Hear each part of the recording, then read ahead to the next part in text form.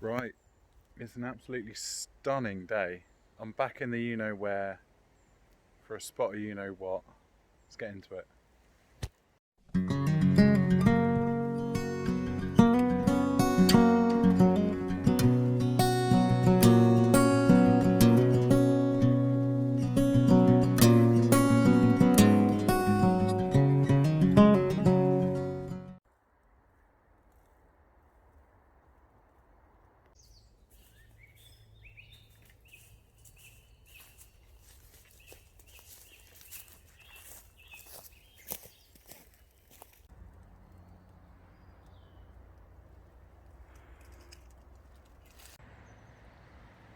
Well, first one of the day. It's a big one, and yeah, about 50 yards from the car. So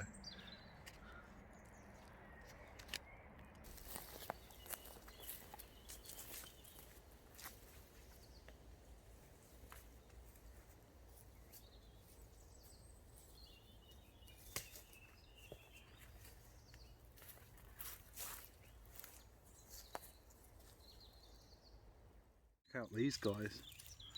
Look at the gills on that. Crazy. It's almost like a natural sea sponge.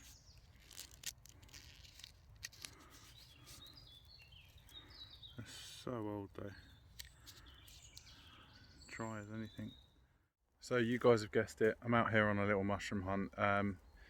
It's very early May, so we haven't really entered into the mushroom season, so to speak.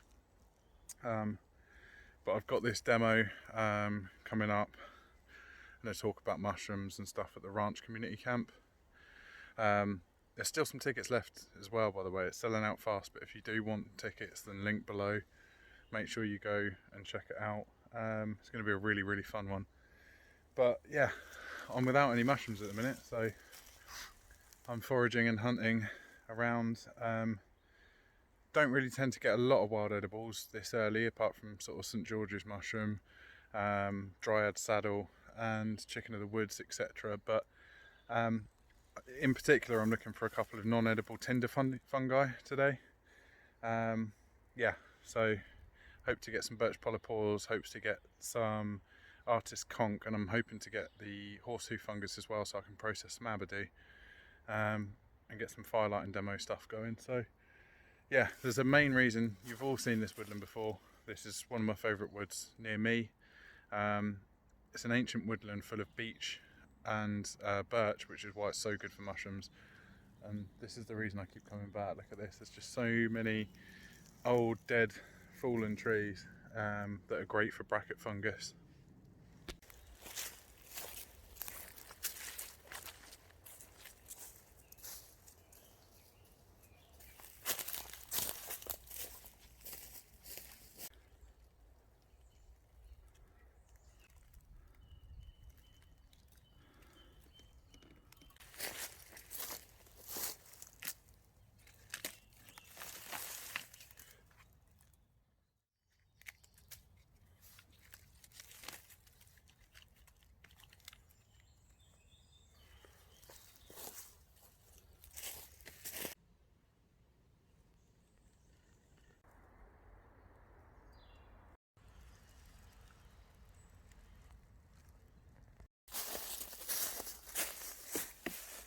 So I've just come across this fallen beech, and it's obviously been decaying for years and years now, but you've got artist conch on this side, and then on that side you've actually got the horse's hoof. I've never really seen that on the same host tree. You've got two different species of bracket, so that's pretty cool. You don't really see that. The horse's hoof in England tend to grow on birch, and then when it's colder up in sort of Scotland and in Scandinavian countries, they tend to favour beech, but this just seems prime for all the ancient beech, because it's such a big open woodland with really old beech trees. I just love it. So got myself a little artist conch here, and I'll take you around to have a look at the horse's hoof. So there's the horse's hoof bracket fungus. There's a couple of smaller ones down here too, but just to give you a sense of scale, there's my hand, still quite a small one. But we're going to take him and see if there's any Amadou.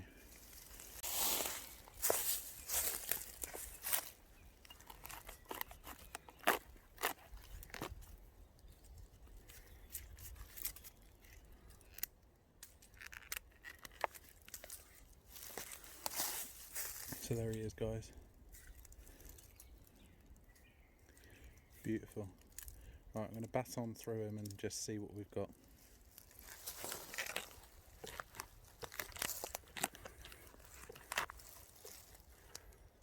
Hey. So if we cross section this, split it in half, you've got this top spongy light brown layer here, which is the Amadou, and then you've got your pores on the polypore side, the underside of the bracket fungus. But it's that stuff that you want as the tinder.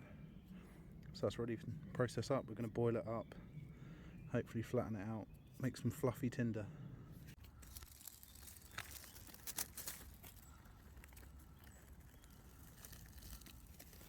Really young ones down here.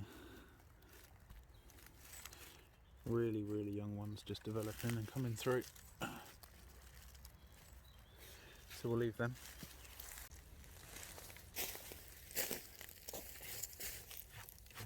And then this guy's the artist conch, really flat bracket, brown on the top, and then white polypores that you can actually draw on underneath. This is a big-ish specimen, but it's still quite small. I've seen them 600mm or so. There tends to be more of these guys in this woodland, and very rare you'll find the actual horse's hoof. We found one little one, but it was quite a flattish one and kind of looked like this one. So I'm not sure if it's a bit of a hybrid in the genus or not, but we're going to hopefully move on and see a proper hoof-shaped one. I'm hoping anyway. They're really quite difficult to spot. We're not having much luck. Just set these down. Not finding much on the beach other than the artist conch bracket. And we're not finding anything on birch at all, apart from birch polypores from last year that are just too far gone, and yeah, won't make much of a demonstration at the community camp. So I'm going to head on that way. Spotted some more deadwood down there. Yeah, and we'll see what we can find, but it's a lovely day, absolutely stunning. I collected some birch bark just to replenish my firelighting kit earlier, so yeah, just pleased to be out. It's a really, really good one, guys. Yeah, just nice to hit reset again and have a stroll through the woods, really. There's a load more artist conch, and you can tell this all this sort of orange clay pigment here that looks like the outback of Australia is actually the spores of the artist bracket. So that's just all the thousands and thousands and millions of spores. Right, that's it. I'm going to call it here, guys. Just having a quick sit down. Yeah, didn't have much luck, to be fair. There was a lot more artist conch than there was horse's hoof. I only found 2 horse's hoof out of the whole trip, and to be honest, they're quite flat. To be honest, I wanted, you know, more aesthetic, classic hoof-shaped conch. But to be honest, I think a lot of them tend to flatten out with age. So a lot of the younger specimens are going to be the ones that are like a proper horse's hoof knuckle.